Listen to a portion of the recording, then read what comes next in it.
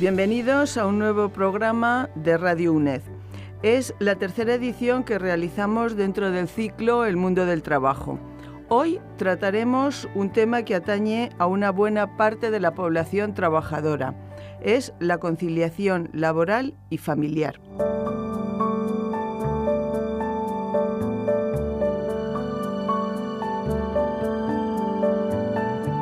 Recientemente se aprobó un Real Decreto Ley en el año 2019, publicado 1 de marzo, de medidas urgentes para garantizar la igualdad de trato y oportunidades entre hombres y mujeres en el empleo. Se han modificado algunos artículos del Estatuto de los Trabajadores con el objetivo de mejorar los derechos de los trabajadores en relación a la conciliación de la vida laboral y familiar. No vamos a tratar de los permisos de maternidad, paternidad o los permisos de lactancia, porque aunque se enmarcan dentro de la conciliación, nos interesa analizar algo más a largo plazo. ¿Por qué? Porque las situaciones son muy diversas y no solo se trata de los hijos, sino que abarca un amplio abanico. Progenitores de edad avanzada, discapacitados, enfermos de larga duración, etc. Además, lo vamos a concretar en un colectivo con unas características especiales, derivadas de su propio trabajo. Estas características afectan fundamentalmente a la jornada de trabajo, unos horarios atípicos. Es la enfermería.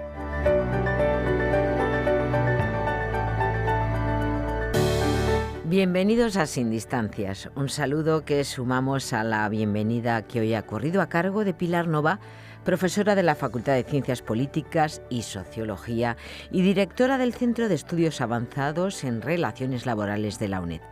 La profesora Nova se ha convertido en una fiel colaboradora de Sin Distancias y hoy va a moderar el tercero de los 4 espacios que este curso va a dedicar al mundo del trabajo desde distintas perspectivas. Como acaba de apuntar, va a centrar su interés en el colectivo de enfermería para analizar cómo le va a afectar la modificación del Estatuto de los Trabajadores aprobada recientemente.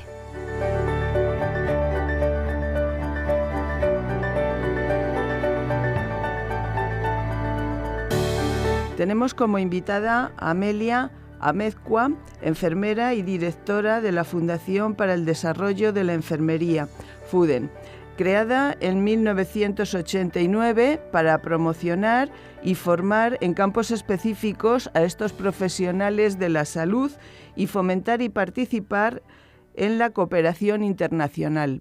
Bienvenida, Amelia. Muchas gracias, Pilar. Encantada. Ustedes han realizado un barómetro, me parece muy interesante, un gran estudio sociológico, el que han realizado, sobre la conciliación de este colectivo sanitario. Y en el informe de resultados, ya en la primera página, resaltan que de los 12 factores laborales estandarizados de conciliación afecta en negativo, usted nos hablará de ello, de los 12, 9 afectan al colectivo de enfermeras. Lo primero que se nos ocurre pensar es que está muy lejos, la situación que vive este colectivo está muy lejos de los propósitos del espíritu de la ley. Pues efectivamente, hemos sido un poco generosas diciendo que son solo 9 de los 12 factores, porque en realidad 9 son de los que nos afectan a todas. El trabajo a turnos, el turno cambiante, el trabajo nocturno, trabajo en sábado, trabajo en domingos, el tiempo con antelación con el que sabes tu planilla de trabajo o que te van a cambiar el turno. Pero hay otros factores, por ejemplo, que es lo de jornadas de más de 10 horas, que quizás en los centros de salud o en los hospitales no, pero compañeros que están en los puestos de urgencias o emergencias, en extrahospitalaria, en ambulancias, también hacen jornadas más largas o en atención rural de enfermería. Yo creo que la ley sí que está lejos, como has dicho, Pilar, porque, lejos de nosotras y lejos en general del sector salud.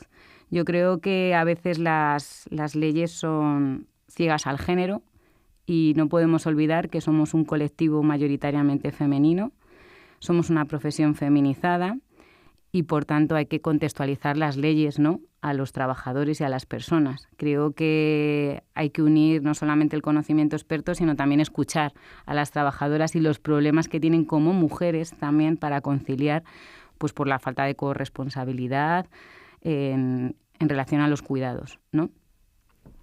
Efectivamente, es un colectivo en el que mayoritariamente hay mujeres. Y esto lo vemos en las estadísticas, donde nos dicen que hasta el 84% de la profesión son mujeres.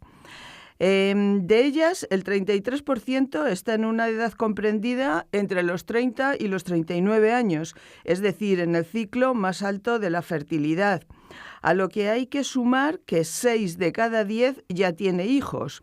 Por tanto, la enfermería es femenina. Es un colectivo que además está muy organizado. Incluso tienen un sindicato propio más allá de los grandes sindicatos de clase. Creo que incluso fue de los primeros colectivos de trabajadores en conseguir guarderías en los centros de trabajo. Uh-huh. Se entiende sobre todo en grandes hospitales, sí. Pero evidentemente es un problema añadido el de los horarios.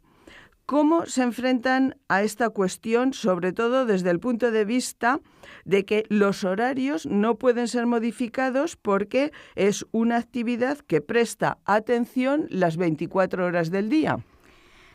Pues es complicado, pero principalmente como lo afrontamos las trabajadoras, las enfermeras, sobre todo en los hospitales, es porque tenemos eso que se llama flexibilidad, en el sentido de que esto de la rotación y de los turnos sí que te permite cambiar y conciliar. De hecho, la flexibilidad es una de las características, ¿no?, que siempre se alega como facilitadoras de la conciliación.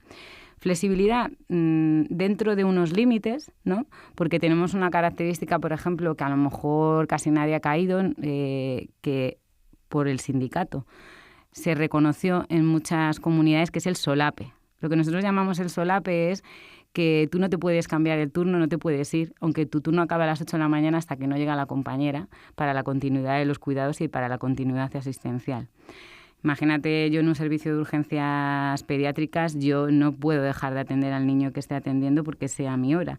Tienes que esperar a que venga la compañera, darte el cambio de turno, a veces a pie de cama, a veces a pie de quirófano, donde te toque.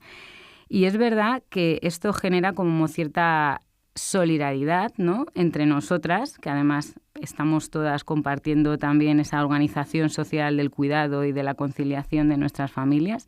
Y eso te genera cierta flexibilidad y cierta autonomía, ¿no?, de gestión. Porque en realidad tú, con que tengas la planilla cubierta, puedes cambiar el turno con tus compañeras. Entonces, en el informe hay un dato que es, por ejemplo, casi todas las mujeres estamos más en los hospitales, ¿no?, en la atención especializada, que a lo mejor en primaria. Y esto puede desencajar, pero probablemente es porque nos proporciona estas condiciones de flexibilidad y de autonomía de gestión de los horarios, que depende de la solidaridad de tus compañeras, más que de un jefe de personal directamente o de otra instancia, ¿no?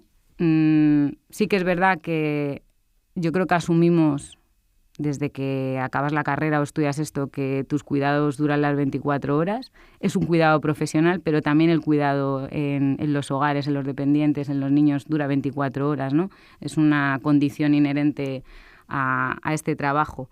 Entonces, creo que estamos más recluidas o más sectorizadas en estas áreas por esto que te comento, Pilar, de la flexibilidad que nos da. Has mencionado el término solidaridad. Me parece precioso esta solidaridad de mi ética profesional por delante de mi horario, y si mi compañera no ha llegado, alguna razón existirá. Pero esto me da pie a reflexionar sobre el tipo de contrato. Uh-huh. Este cruce de variables entre solidaridad y contrato. El contrato es algo que se valora siempre cuando se hace un estudio de condiciones de trabajo. La profesión femenina ha sido históricamente femenina, como ya hemos mencionado, y la situación actual en cuanto al contrato, y de ahí lo vinculo con la solidaridad, es la siguiente. Casi el 50% de hombres tienen contrato fijo, mientras que las mujeres solo un 36%. Si vamos a los eventuales, los hombres solamente son un 21,5%, mientras que las mujeres son casi un 31% de eventuales. ¿Cómo encaja el término solidaridad con personas que tienen un contrato eventual y que, no desconozco en enfermería, pero en el resto de las actividades profesionales el contrato está conllevando necesariamente una implicación con el trabajo? Es muy difícil que se implique una persona que hoy está activa en una empresa, pero mañana no.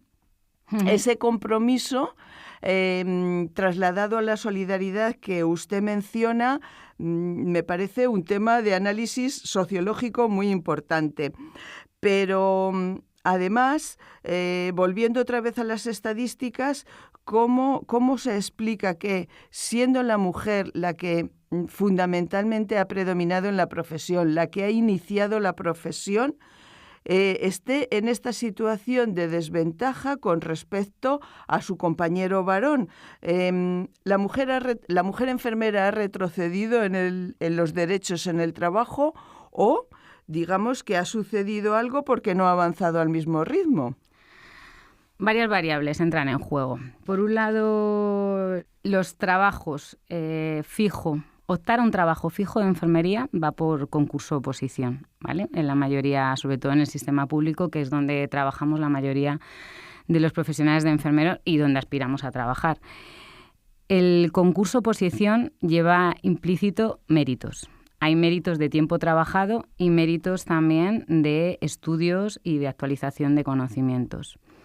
En eso de los usos responsables del tiempo o el tiempo no trabajado, los hombres nos ganan. Cuentan con más tiempo, cuentan con menos penalización en tiempo trabajado, porque no suelen cogerse ni bajas ni excedencias, y entonces a igual edad o igual trayectoria, acabas a la misma edad, pero probablemente un enfermero chico a los 30 años tiene más méritos, porque tiene más acumulado tanto experiencia laboral contratada como más estudios. De hecho, es otro de los datos que constan en el barómetro, que hay más enfermeros con doctorado y con expertos universitarios, con posgrados, que enfermeras. A priori partimos de esta relación, ¿no?, con el uso de los tiempos. Y yo creo que no hemos retrocedido. Es verdad que, como has dicho, en el imaginario siempre está que la enfermera siempre ha sido mujer, ¿no?, tradicionalmente, pero en España tenemos una situación muy concreta.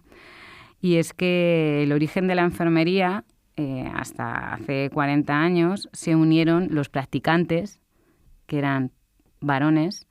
Dentro del paraguas de la denominación enfermería se unieron también las damas de la Cruz Roja, se unieron las comadronas. Los practicantes eran como una figura que hacía cirugía menor, que, yo creo que con cierta edad, yo todavía recuerdo en el ambulatorio, no en el centro de salud, en Vallecas, que estaba el practicante cuando era pequeña y me pinchaba, y era hombre. Todas ese paraguas de profesiones se incluyeron bajo la categoría de ATS y luego de enfermero. Entonces, hemos tenido, digamos, como profesión una evolución muy rápida, pero a nivel legal o a nivel de carrera académica, ¿no?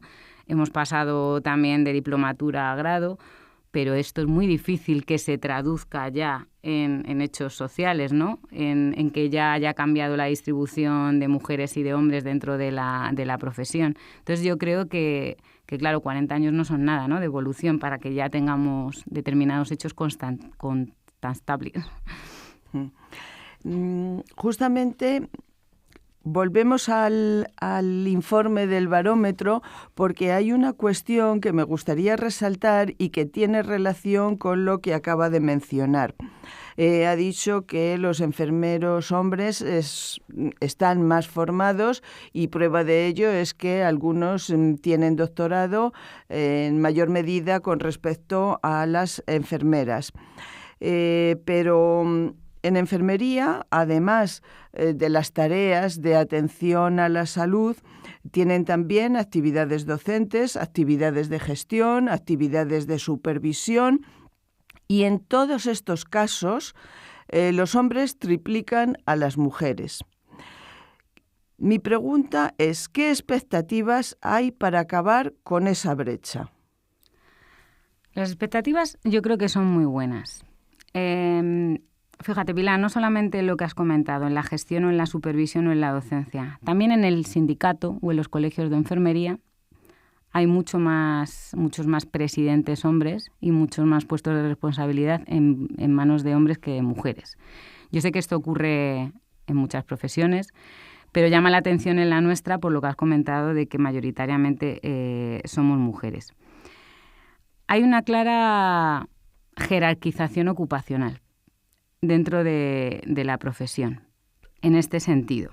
Además, según el informe también hay más enfermeros en atención primaria, no solamente en la docencia o en la gestión o en la supervisión. ¿Qué ocurre? Como he dicho antes, nos dedicamos al cuidado. Hay los estudios de las cadenas globales de cuidados, ¿no? Cuando hablan de los cuidados desde los de en primera persona, los no profesionales, hasta que llegas a los cuidados profesionales, como en esas cadenas de cuidados, que además están en manos de mujeres, ¿no? Esas cadenas globales de cuidados, el cuidado de un eslabón a otro disminuye su valor social y además también lo que se paga, el precio que tiene, ¿no? No solamente el valor simbólico, el prestigio, sino también el precio. Cuanto más se tecnifica, aumenta el valor, y cuanto más es la parte humana o la parte que se entiende como una extensión de tu rol, ¿no? Maternal, de la enfermera, de compañera, de cuidados básicos, se devalúa. Esto ocurre también dentro de nuestra profesión. Los cuidados básicos a pie de cama están más en manos de enfermeras mujeres que determinados servicios especiales, por ejemplo, rayos, por ejemplo, los puestos de gestión o, por ejemplo, los puestos de supervisión. Yo creo que eso sería una variable por la que se puede explicar esto. Y luego hay otra, que es la ley de la oferta y la demanda. Porque igual que a la docencia se llega por méritos académicos, ¿no?, para ser profesor de universidad, a la gestión y a la supervisión se presenta un proyecto y tú optas a defender ese proyecto, ¿no?, en tu unidad para acceder a él. Yo, como bien has dicho, dirijo la Fundación para el Desarrollo de la Enfermería, FUDEN, y damos muchos cursos y hacemos muchas actividades de investigación. La mayoría de currículums o de solicitudes, hay más. No sigue la distribución 85-15 o 84-16. Nos llegan más solicitudes de enfermeros emprendedores que quieren dar ese salto a la docencia, a la investigación, a la gestión, que de mujeres. Entonces, claro, si la mayoría de las solicitudes que nos llegan son de enfermeros chicos, tienen más oportunidades de ser seleccionados. Es una opinión personal, pero yo la conciliación no la entiendo sin corresponsabilidad. Creo que la corresponsabilidad, casi siempre en el imaginario, igual que la conciliación es cosa de mujer, la corresponsabilidad es como de la pareja o de la parte masculina. Y yo entiendo que es así, pero también hay una corresponsabilidad social con los cuidados en general, con la crisis de cuidados, que es el nuevo reto que tenemos, demográfico y de todo. Y creo también que hay una corresponsabilidad, no solamente para que este ámbito doméstico y de lo privado entre los hombres, sino para también nosotras saltar a puestos de poder, ¿no?, y tener esa orientación y ese activismo en la política y en determinados puestos. Creo que ahí también tenemos que apelar a la corresponsabilidad, ¿no?, para que nosotros aumentemos la presencia en esos espacios que parecen que están como restringidos y que ellos aumenten la presencia en el otro ámbito. Y a lo mejor he hecho una analogía un poco diferente, pero es verdad que los cuidados enfermeros es así, de los más básicos a los más tecnificados. En las unidades de pediatría también hay más mujeres que hombres, ¿no? O en las matronas. Ya hay presencia de hombres también, porque además es un mercado de trabajo en expansión, la enfermería. Entonces, van entrando. Pero creo que esto obedece a todos estos elementos que te he comentado. No creo que como profesión, yo siempre lo pongo de ejemplo, porque lo reflexioné cuando estaba haciendo la carrera y cuando empecé con antropología y con sociología. La costura es una actividad típica de mujeres, pero los mejores modistos o diseñadores que suelen salir son hombres, ¿no? La peluquería nos pasa igual, la cocina nos pasa igual. Pues yo creo que las enfermeras entramos en eso. Sí, no es algo privativo de una profesión, sino que es una tendencia general en todas las profesiones. Eso es. También ocurre en la docencia, ¿eh? A nivel nacional creo que hay 2 rectoras. Es así. Hasta ahora, la única posibilidad que tenía un trabajador de modificar era modificar la jornada de trabajo para ajustarla a las necesidades de la conciliación familiar. Desde la nueva ley de abril del 2019, este derecho ha cambiado y se permite conciliar la vida laboral y familiar en mejores condiciones. Una de ellas es sin reducir la jornada de trabajo. La reducción de la jornada de trabajo, todos sabemos lo que implica: una reducción de salario, menos posibilidades en la carrera profesional, etcétera. Sin embargo, hemos visto en su barómetro, que, perdone que recurra constantemente al barómetro, pero me ha parecido un trabajo magnífico y donde hay datos objetivos de la profesión que estamos tratando hoy. Pues bien, en este estudio de este barómetro, un 28% ha reducido la jornada laboral frente a un 10% que ha resuelto con una adaptación horaria. Siempre es llamativo que se luche mucho por conseguir una modificación en la legislación y cuando esta modificación se produce, después el colectivo no se aprovecha, no la utiliza. Y esto me ha llamado mucho la atención. También me ha llamado la atención, pero esto es redundar en lo mismo, que la jornada reducida la piden un 50% de mujeres frente a un 23% de hombres. No sé qué opinas de todo esto, además de la corresponsabilidad. Bueno, es verdad que cuando hemos comparado también los datos nuestros con los nacionales, ¿no? Con el INE, con la Estadística Nacional, en esto de la corresponsabilidad, sí hemos visto que entre la enfermera y el enfermero, las horas que se dedican al hogar, los varones, los trabajadores españoles, hay una diferencia de la mujer al hombre de 4 horas y, sin embargo, entre las enfermeras y los enfermeros solo de 1 hora, ¿vale? Entonces, sí que creo que el enfermero, por eso dedicarse al cuidado, probablemente, creo que entra más en lo de la corresponsabilidad. Y en este sentido yo creo que empezará a aprovecharse más de la legislación, sobre todo porque no puedo decir el 90% porque no lo he recogido en los datos, pero a priori por mi entorno hay muchísimas parejas de los 2 enfermeros, muchísimas. Con una media de edad, yo tengo 43 años, superior a mí, en casi todos, la mujer ha truncado su trayectoria profesional en pro del hombre enfermero.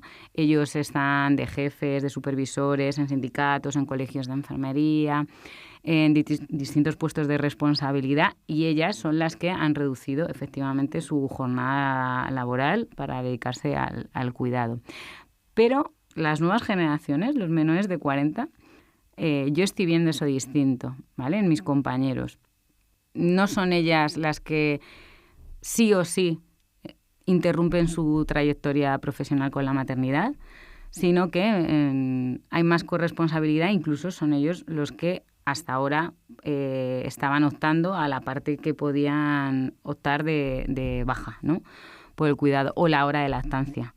Yo creo que sí que está evolucionando y dentro del colectivo, no sé si probablemente por a lo que nos dedicamos, ¿no? Que probablemente hay una sensibilidad distinta respecto a las cargas de cuidados que suponen pues los enfermos, los niños y los dependientes. Como enfermeros, yo creo que esos son más sensibles a estas cargas y por tanto yo creo que va a evolucionar. Aunque sí que es verdad que los hombres suelen utilizar medidas de conciliación sin penalización, ¿no? No como nosotras, que siempre tenemos una penalización salarial y en nuestra trayectoria. Sí que me gustaría decir, porque también jugamos mucho con que los niños, o cuando hablas con las enfermeras más jóvenes de las maternidades, ¿no? Que esta huelga de maternidad que yo creo que tienen casi todas las jóvenes, no son los niños los que te interrumpen tu trayectoria. Te interrumpe la falta de corresponsabilidad, quiere decir tu pareja, la sociedad y la falta de servicios, que no haya la educación universal de 0 a 3 años, o sea, que tu baja maternal acabe a las 16 semanas, pero no puedas optar, como a partir de los 3 años, a un centro educativo, es lo que te resta, ¿no? Es lo que te penaliza, no en sí el niño, ¿no? Que yo creo que a veces, bueno, pues eso, igual que cuando jugamos con conciliación vemos a la mujer, que es como lo que tiene que hacer ella.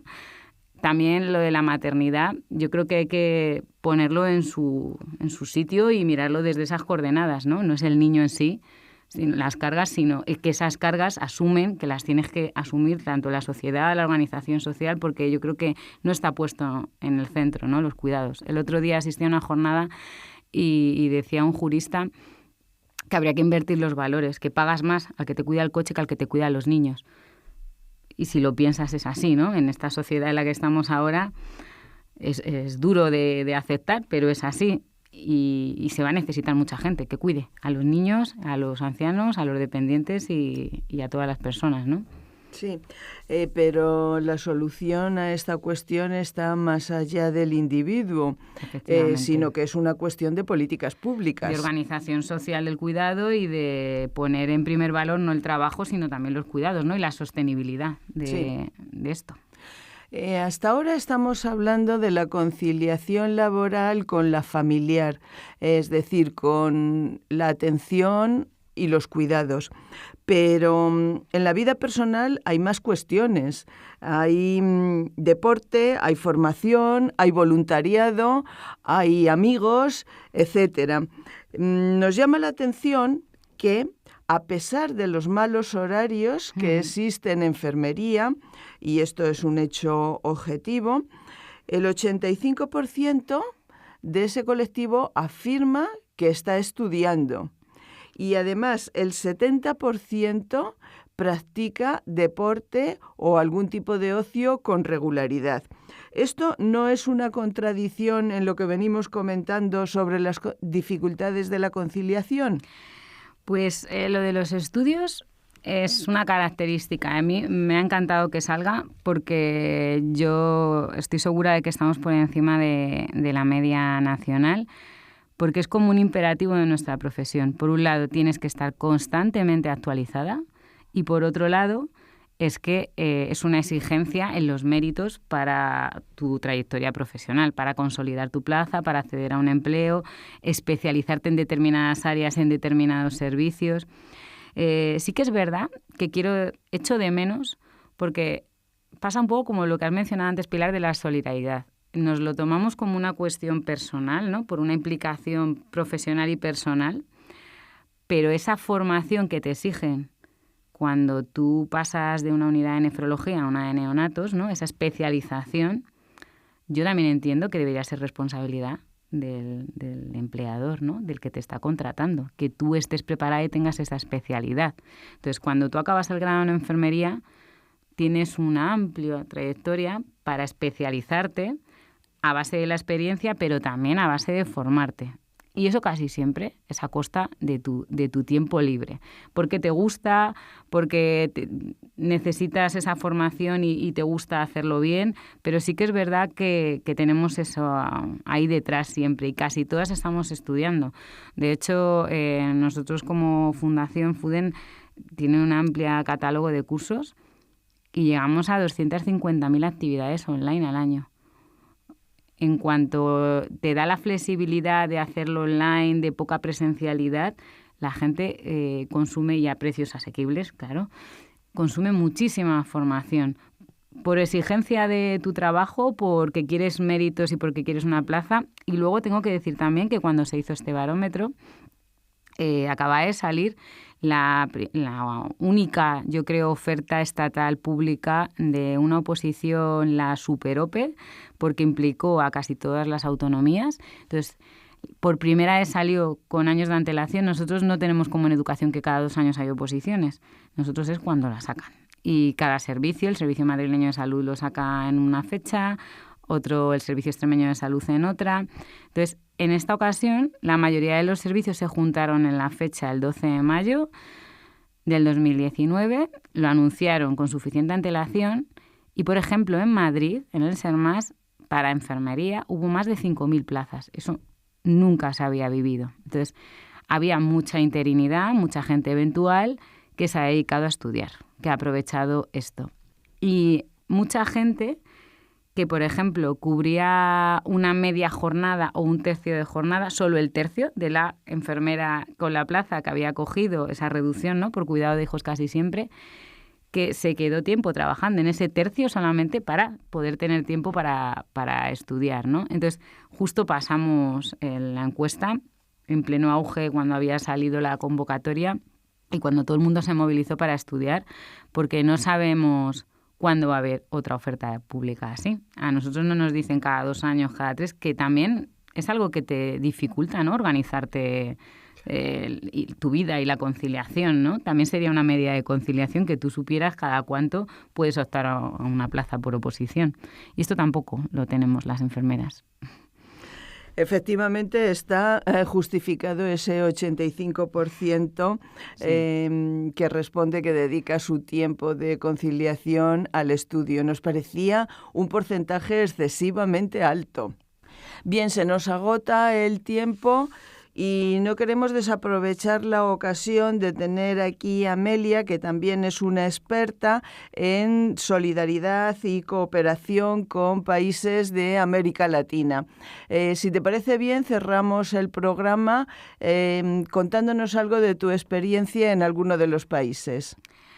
Bueno, pues por deformación profesional, yo siempre que he estado en proyectos de cooperación, sobre todo hay un déficit de enfermeras, como lo llaman ellos, licenciadas, ¿no?, de estudios universitarios. La mayoría de los cuidados en estos países pues están en manos de lo que aquí conocemos como auxiliares de enfermería. Entonces, desde FUDEN hemos hecho muchas capacitaciones, formaciones y yo principalmente en los proyectos en los que he trabajado. Y cuando he ido allí a formar a las enfermeras pues en urgencias pediátricas, que fue mi primer proyecto en el 2003, por ejemplo, claro, siempre convives con ellas, ¿no? Porque digamos que el Ministerio en un proyecto nos las cede, nos las presta, pagaban formación para que mejoren sus competencias, ¿no?, y eso luego pueda brindarse a aquella población. Entonces, compartes muchos espacios y muchos días intensos con tus colegas de otros países y siempre observas cosas, ¿no? Observas pues que la mayoría son mujeres, efectivamente. Yo hombres enfermeros solo vi en el Ministerio, en mi experiencia, en la mayoría de los países, tanto en El Salvador, por ejemplo, como en Nicaragua, que me vienen a la cabeza, solo estaban ahí, no estaban a pie de los hospitales ni de las postas de salud. Y casi todas son madres. Claro, la maternidad allí es muchísimo más joven, entonces casi todas son madres de varios hijos. Y, por ejemplo, cuando les preguntabas pues por sus turnos, ¿no? ¿Qué turnos tenéis? Pues para organizarnos cuando íbamos allí, cuando hacíamos la observación, cuando mirábamos a ver cómo trabajaban. Entonces, no tenían turnos, ¿no? En Nicaragua nos decían, pues según pasan las guaguas o según el día. Entonces, es un poco lo que te he dicho antes de la solidaridad. Al final, cuando llegue la otra, sea porque no tiene transporte o sea porque no ha llegado alguien para cuidar a los niños, que allí tienen una organización más de la madre, la vecina, es otra perspectiva, ¿no?, de todo esto, pues no tenían esos turnos de trabajo. A mí aquello me llamó muchísimo la atención, porque aquí es verdad que nos queda mucho por hacer, pero gracias al sindicato, probablemente a nivel laboral tenemos unas condiciones excelentes, ¿no? Y hemos evolucionado mucho. Me llamaba mucho la atención muchas cosas, pero otro punto grande me pasó en Panamá cuando ¿a qué edad os jubiláis? Claro, yo nunca había pensado que la jubilación también está en relación a la esperanza de vida. Claro, se jubilan a los 55. Y yo dije, anda, las enfermeras, pues qué bien estáis. Porque aquí también estamos trabajando que no es normal que te jubiles en estas condiciones de noches, festivos, turnos sin planificación, que estés así desde los 21, 22 años hasta los 65 o 67. Quiero decir que se está luchando por un itinerario profesional que puedas no hacer noches sin pérdida económica, porque ahora mismo tienes la posibilidad de exención de noches a partir de los 55 años, pero hay pérdida retributiva, porque no cobras lo mismo. Entonces, cuando allí esto, claro, a los 55 ya se jubilaban, luego ya por curiosidad, donde iba preguntando a qué edad se jubilan, pero de verdad, ¿no?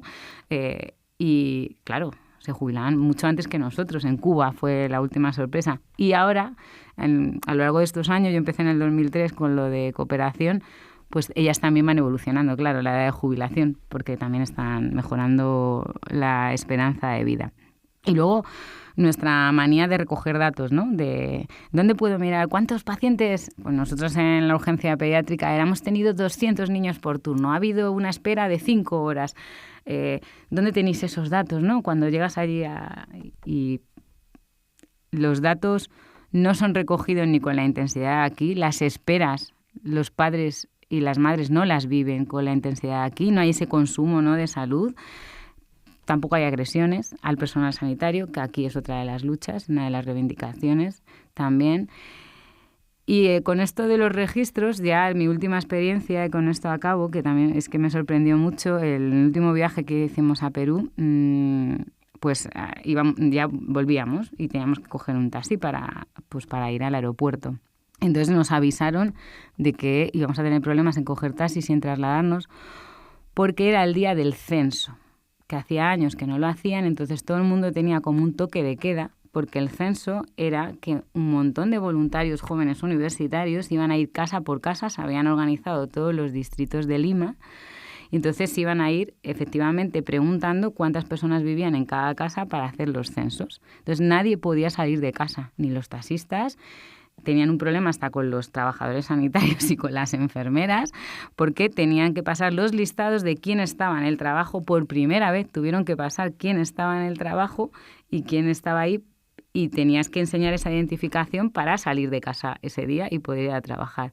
Entonces, claro, cuando manejamos allí índices de mortalidad, morbilidad, hay muchísimos niños sin empadronar, sin censar. Entonces, esto te hace ver, claro, el mundo desde otra perspectiva, ¿no? Y lo que hablábamos al principio de la entrevista, cuando diseñas una política, no es extrapolable, hay que contextualizar. Si la enfermería somos una profesión feminizada, pues feminicemos la investigación también, ¿no? Como dicen, si la pobreza está feminizada, pues tienes que hacer los estudios y los análisis poniendo eso y poniendo esa perspectiva de género, ¿no?, de relieve. No puedes ser ciego a esto. Hay leyes que si te las llevas allí tal cual, aunque aquí sean un bien grandioso de la conciliación, allí no se pueden poner en marcha, ¿no? Entonces siempre hay que contextualizar, mirar el conocimiento académico, este debate, política académica y la gente que lo sufre, porque hablando de la ley última, está fenomenal el permiso, pero al final está vinculado a que tengas un contrato de trabajo también. No es un permiso universal. Muchas mujeres se van a quedar sin disfrutar de ese permiso y muchos hombres. Entonces, en un país con pleno empleo sería genial, ¿no? Unos permisos así concedidos con esa base. Pero si vas a estos países que ni siquiera en los censos, si no hay pleno empleo, ni mucho menos, que en España tampoco, pero entonces siempre yo creo que cuando sales y viajas, esto sí te hace, ¿no?, reflexionarlo. La necesidad de preguntar para los que se hace el supuesto beneficio, ¿no?, de las leyes o de las políticas, hablar con ellos y contextualizar todas las medidas que se vayan a aplicar. Amelia, has abierto 2 vías para otros 2 programas de radio. La utopía del pleno empleo, que da muchísimo juego y hay mucho de qué hablar, y las distintas realidades sociales que efectivamente no son extrapolables de unos países a otros. Desde luego no de Europa a América Latina, pero en América Latina entre diferentes países tampoco. Te agradecemos mucho que hayas estado hoy con nosotros en un nuevo programa de Radio UNED, del ciclo de trabajo del Centro de Relaciones Laborales, que, como sabéis, es un centro que está apostando por la investigación, por la difusión, y consideramos que estos ciclos de radio forman parte de compartir con el colectivo las investigaciones que se están haciendo en diferentes campos del mundo del trabajo. Muchísimas gracias. Gracias a vosotros.